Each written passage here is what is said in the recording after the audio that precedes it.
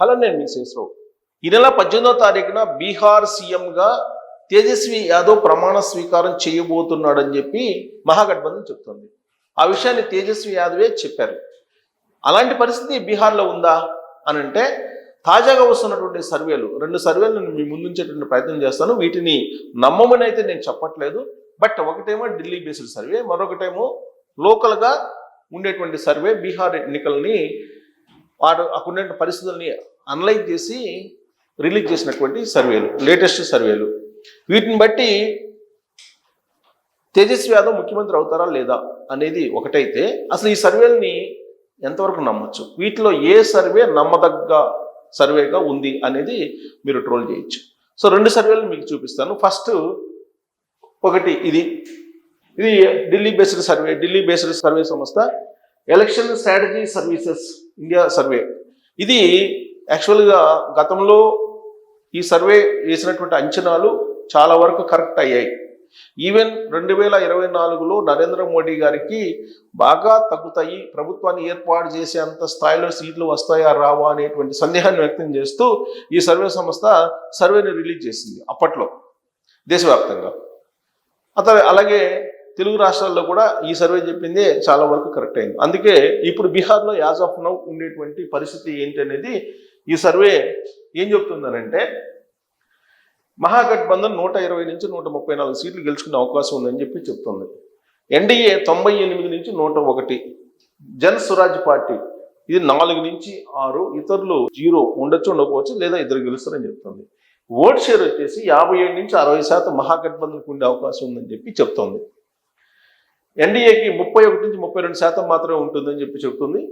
జనస్వరాజ్ పార్టీకి 6 నుంచి 7%, others 0 to 1. Janswaraj party ఎవరిది? ప్రశాంత్ కిషోర్ది. ఆయన అందరికీ రాజకీయ వ్యూహకర్తగా వ్యవహరిస్తూ ఉంటాడు.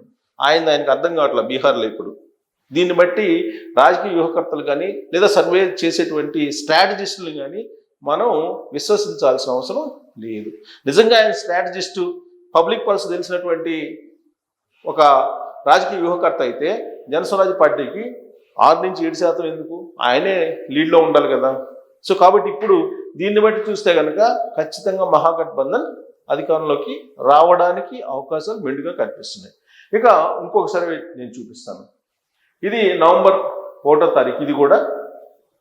ఇది నవంబర్ సాస్ కంపెనీ చేసినటువంటి సర్వే. ఇది ఇక్కడ సాస్ గ్రూప్ ఐఐటిలో చదివినటువంటి కొంతమంది నిష్ణాతులైనటువంటి వాళ్ళు చేసినటువంటి సర్వే. సో ఈ సర్వేలో కూడా, గతంలో కూడా ఈ సర్వే బీహార్ ఎన్నికల్లో ఇచ్చినటువంటి ఫలితాలు దగ్గరగా వచ్చాయి. ఇప్పుడు ఈ సర్వే చెప్తుంది ఏంటంటే, టోటల్గా number of MLA seats 243, magic figure 122. ఇది 122 ఇస్తే కనుక మీరు గవర్నమెంట్ని ఫామ్ చేయడానికి అవకాశం ఉంటుంది.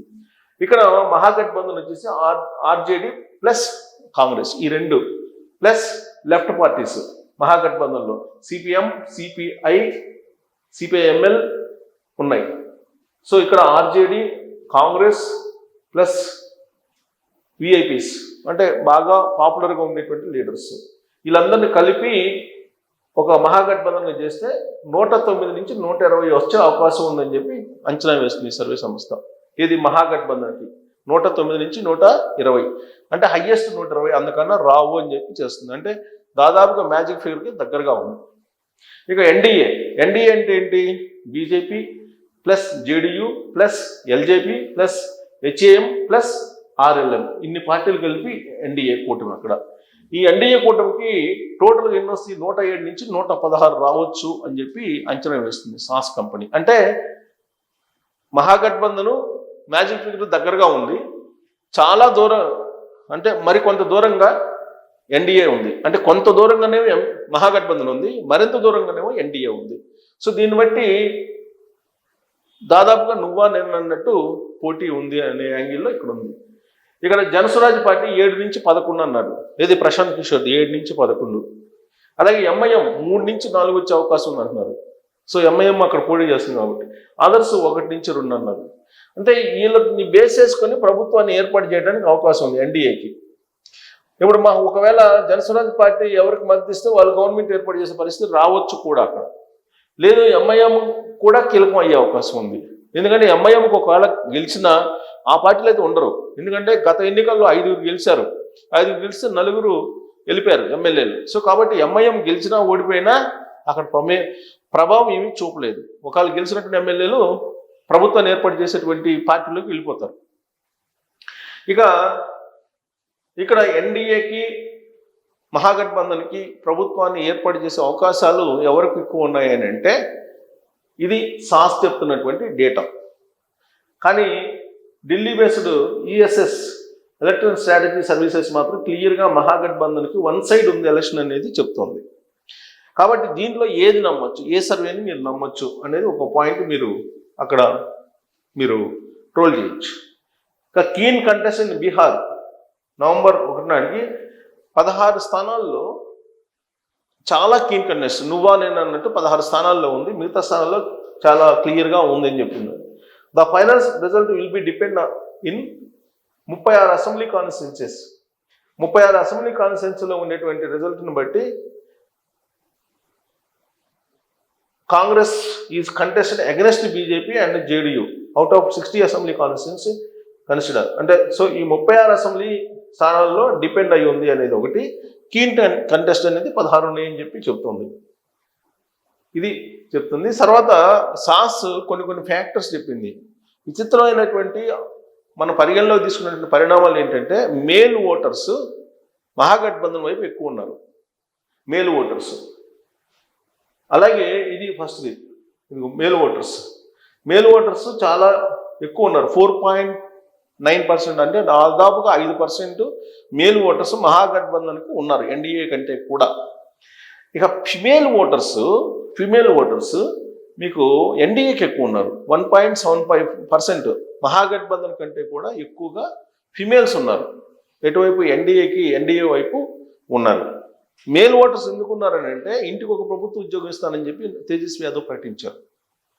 అందుకు మేల్ ఓటర్స్, నిరుద్యోగం ఎక్కువగా ఉంది, అక్కడ యూత్ ఎక్కువగా ఉన్నారు, నిరుద్యోగం ఎక్కువగా ఉంది. అందుకు అట్రాక్ట్ అయ్యి 4.9% యూత్, మేల్ ఎక్కువ పురుషులు మీకు మహాగఠబంధన్ వైపు ఉన్నారనేది చెప్తున్నారు.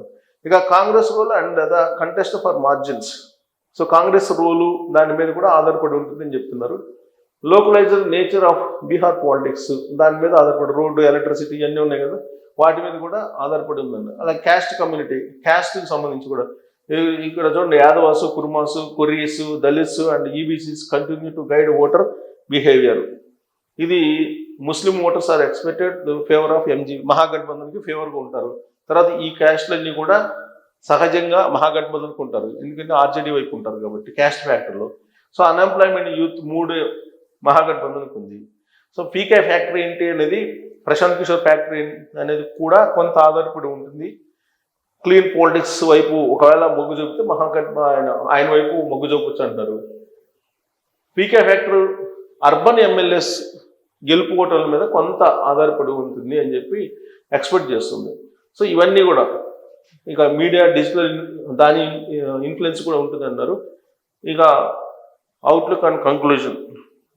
సో ఇవి అబ్జర్వ్ చేసినటువంటి పాయింట్స్, ఇంపార్టెంట్ పాయింట్స్.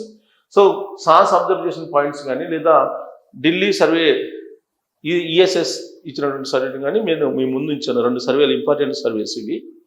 వీటిని నమ్మాలని నేను చెప్పట్లేదు, కానీ వీటిలో ఏది నమ్మదగ్గ సర్వేగా కనిపిస్తుంది మీకు బీహార్ రిజల్ట్ మీద, బీహార్ ఎన్నికల మీద అనేది మీరు కామెంట్ చేయొచ్చు. Thank you.